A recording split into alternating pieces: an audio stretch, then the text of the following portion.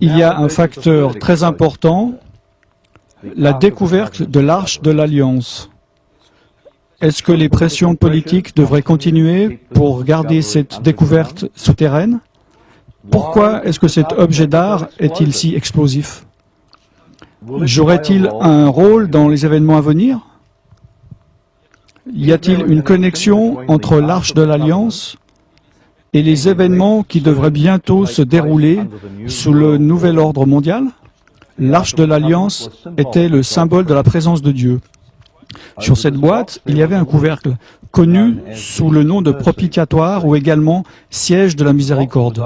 Cette boîte ou cette arche était couverte d'or, alors que le couvercle et les anges attachés étaient en or pur. J'ai fait des investigations dans beaucoup de sites et des pays, et j'ai la conviction que l'arche n'a été dans aucun de ces lieux. Elle n'a pas été prise par les Babyloniens ou les Romains, et qu'elle n'a pas été détruite. Selon la tradition, l'arche et les objets du temple sont restés cachés à travers les invasions babyloniennes, à travers l'exil des Juifs de 70 ans à Babylone, ainsi que dans la seconde période du temple. Ils sont restés cachés pendant des siècles sous la domination étrangère de Jérusalem et sont restés cachés jusqu'à nos temps actuels. Parmi ceux qui désiraient trouver l'arche était Adolf Hitler. Il pensait que l'arche détenait une propriété mystique et leur donnerait une puissance surnaturelle sur les hommes. Mussolini avait également désiré prendre possession de l'arche. L'espoir était de trouver une cave qui était à l'époque au niveau du sol. Alors les fouilles ont commencé. Devant la paroi rocheuse, progressivement, de plus en plus profond. Et assez rapidement, ils commencèrent à trouver quelques niches qui ressemblaient à des petites boîtes de livres. Et alors que les fouilles allaient plus profondément, ils en découvrirent 3. Continuant à creuser, ils découvrirent à 14 pieds plus bas une pierre découverte. Elle se trouvait à peu près à 2,50 m de la paroi rocheuse. Après l'avoir nettoyée, ils découvrirent au milieu une forme carrée. Ça ressemblait à une cheville, comme une prise faite de pierre. Après examination, il s'est avéré qu'il y avait comme 2 petites niches avec lesquelles on pouvait le retirer. Sous cette prise, nous avons découvert un emplacement pour mettre un poteau d'une profondeur de 50 cm. En fait, une profondeur de 23 pouces et demi dans la roche. En fait, un trou carré avec une cheville par-dessus le scellant. Nous avons cette cheville en notre possession. Il y avait plusieurs objets dans cette chambre. Ils étaient recouverts par des peaux d'animaux noirs. Par-dessus cela, il y avait des morceaux de bois. Et sur ce bois, il y avait des pierres. Et Ron est venu et il est passé au travers entre les pierres et le plafond. Et il a pu voir une boîte en pierre. Il avait un couvercle plat qui était fendu en 2 parties exactes. Il s'est avéré qu'il y avait une fissure dans le plafond. La fissure du plafond était alignée exactement avec la fissure sur le couvercle. La fissure descendait de la roche, continuait invisiblement dans l'air et ensuite recommençait. C'était très étrange. Cette fissure continuait sur 6 mètres dans le rocher. La terre trembla, les rochers se fendirent. Au moment de la mort de Jésus-Christ, les rochers se fendirent et le sang coula sortant de son côté, coula le long de ses jambes, le long de ses pieds, a coulé dans le trou du poteau et dans la fissure du rocher qui avait été ouverte pour le recevoir, et directement sur le couvercle de la boîte en pierre. Et cela a aspergé le propitiatoire à l'intérieur de cette boîte en pierre le siège de miséricorde de l'actuelle Arche de l'Alliance. Comment savons-nous cela? Car la fissure a été examinée avec soin et a démontré qu'une grande quantité de sang avait coulé à l'intérieur. C'est encore là-bas, et c'est du sang humain. Voici ma question. Vous avez dit que vous aviez donné le sang de notre Seigneur à être examiné par un laboratoire israélien. Quels ont été les résultats? Ok, très rapidement. Hein. Du sang sec, c'est du sang mort. Tout le monde sait ça. Ils font des tests sur le sang des pharaons et des momies. Il y a certaines choses qu'ils peuvent faire, mais ils ne peuvent pas faire un compte des chromosomes. En tout cas pas par des méthodes que je connaisse.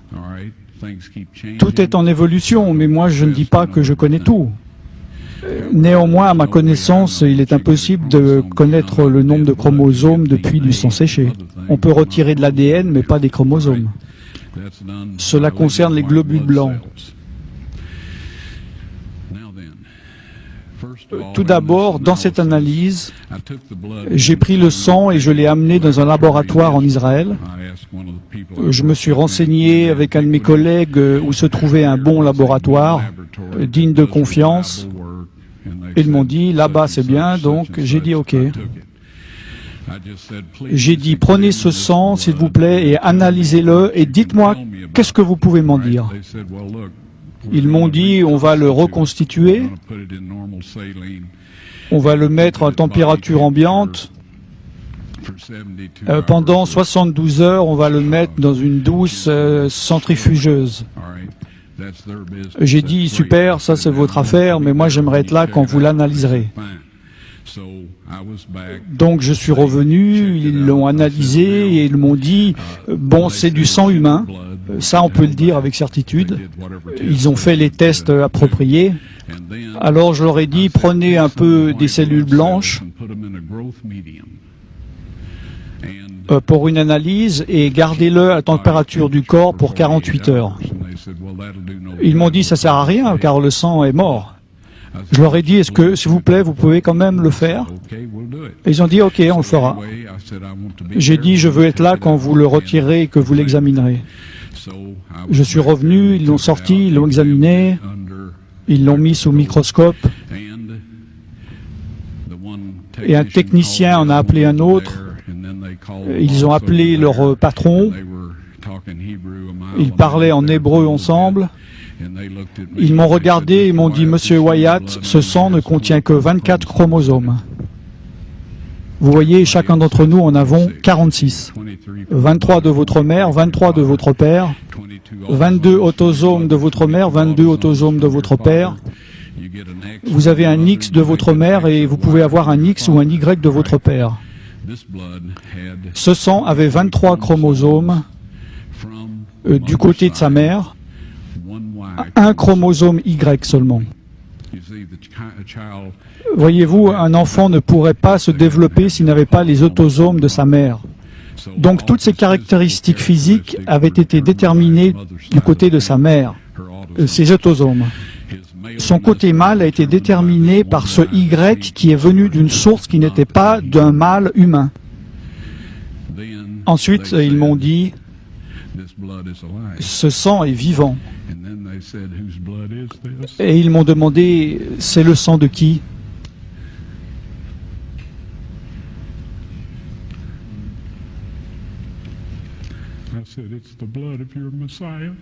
J'ai dit, c'est le sang de votre Messie.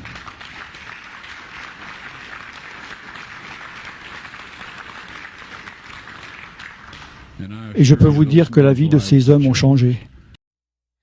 Rien ne peut sauver mon âme, rien que le sang de Jésus. Pour elle, je ne réclame rien que le sang de Jésus. Précieux sang de l'agneau qui me donne un cœur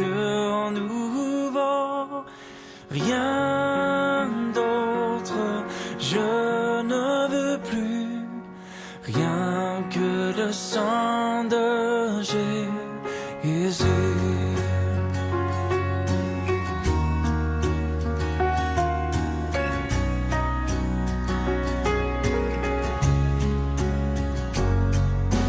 Pour mon pardon, je ne vois rien que le sang de Jésus. Pour mon salut, je ne crois rien que le sang de Jésus.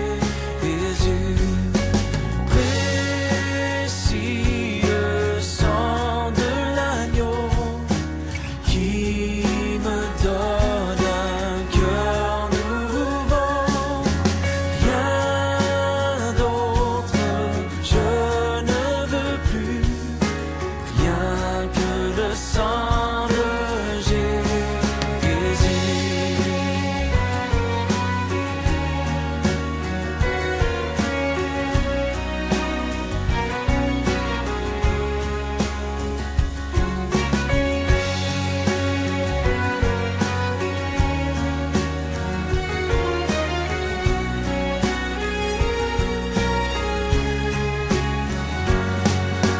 Je n'ai pour toute espérance rien que le sang de Jésus. Pour appui, pour confiance, rien que le sang de Jésus. Précieux sang de l'agneau qui me donne un cœur nouveau. Rien d'autre, je ne veux plus. Rien que le sang de Jésus. Précieux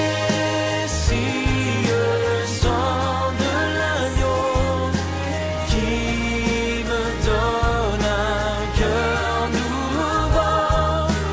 Rien d'autre, je ne veux plus.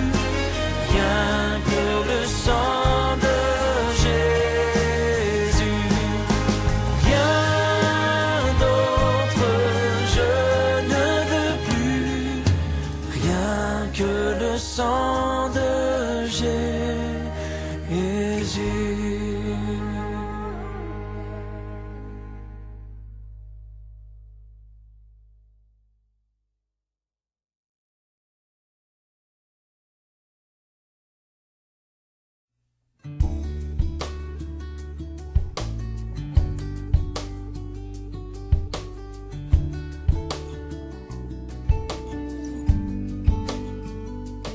Si le monde te reprend et ton or et ton argent, si la pauvreté vient assombrir ton cœur, souviens-toi que Dieu là-haut prend soin des petits oiseaux. Abandonne tes fardeaux à ton sauveur. Laisse-les, laisse-les. Laisse tes fardeaux aux pieds de ton sauveur. Si tu crois sans défaillir, il saura te secourir. Abandonne tes fardeaux à ton sauveur.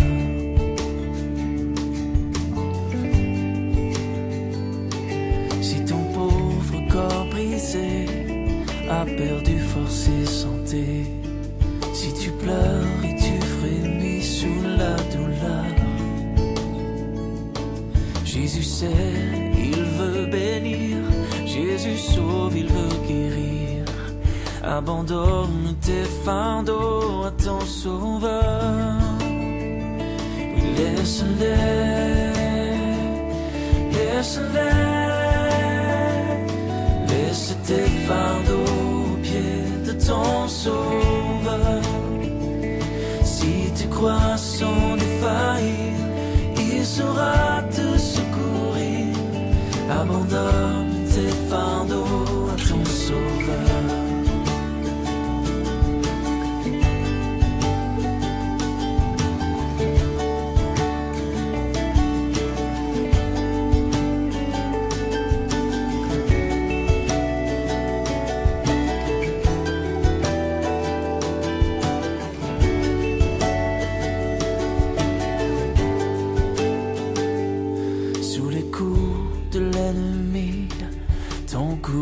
A-t-il faibli et ta foi sombrée peut-être sous la peur?